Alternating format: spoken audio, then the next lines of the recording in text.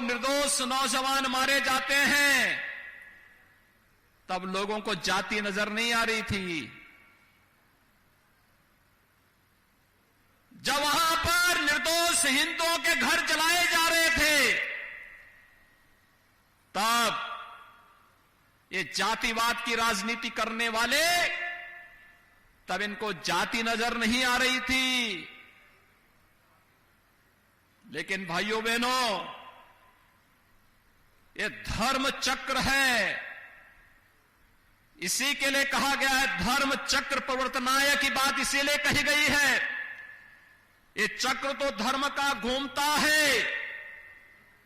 ये चक्र ऐसा मोदी जी ने घुमा दिया है, जो लोग कल तक मंदिर जाने में संकोच करते थे, आज उनका टीका इतना बड़ा लगता है, तिलक इतना बड़ा लगाते हैं कि जैसे यही सबसे बड़े हिंदू हैं।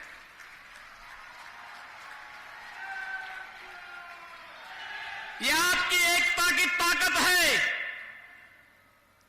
और आपकी इस एकता की ताकत का एहसास कराने के लिए आए हैं। आपने 2014 में मोदी जी पर विश्वास किया। मोदी जी ने देश के अंदर सुरक्षा का बेहतर वातावरण दिया। देश की जनता जनार्दन ने मोदी जी पर विश्वास किया। उन्होंने बिना भेदभाव के गरीब कल्याणकारी योजनाओं का लाभ हर गांव, हर गरीब, हर किसान को दे दिया।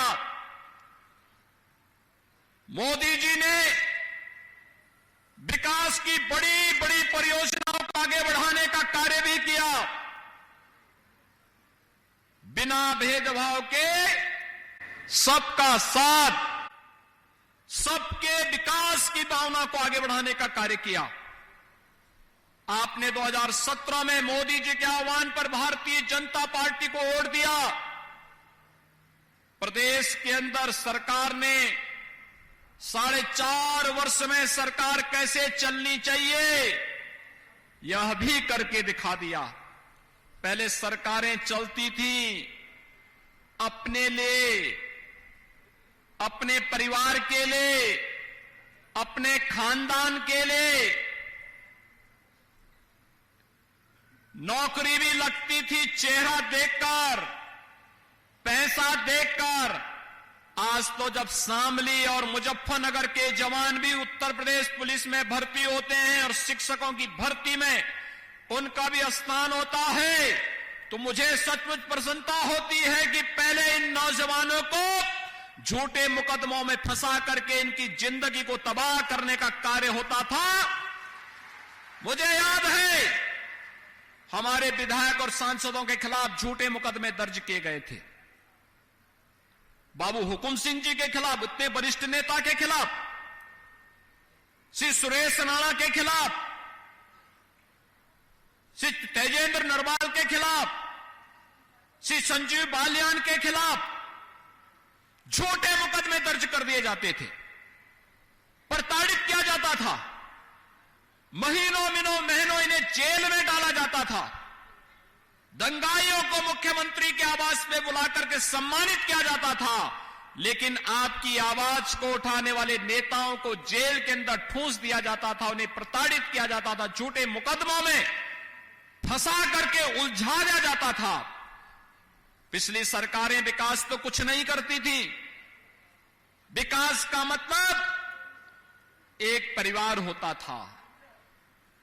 विकास का मतलब न सड़क, न बिजली, न पानी, न हॉस्पिटल, न गन्ना किसानों के गन्ना मूल्य का भुगतान, न किसानों के लिए क्रय केंद्र, न समय पे खाद, न समय पे बीज, कुछ भी तो नहीं मिलता था।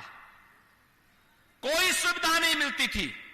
नौजवानों को नौकरी की बात आती थी, वह पूरा खानदान वसूली के लिए निकल पड़ता था।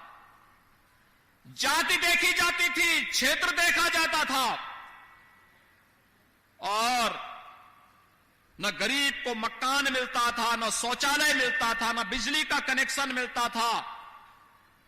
कोई अपनी कन्या की शादी करते समय कन्यादान के रूप में रसोई गैस का कनेक्शन देना चाहता था, नहीं दे सकता था, क्योंकि उपलब्धि नहीं था। कोई गरीब बीमार होता था तो उस बेचारे के लिए उपचार के लिए वह असहाय महसूस करता था। भाइयों बहनों, आपने देखा होगा मोदी जी आए, हर गरीब को एक एक शौचालय दे दिया। हर गरीब जिसके पास मकान नहीं, प्रधानमंत्री आवास योजना में से आच्छादित करने की कार्रवाई शुरू हुई। हर गरीब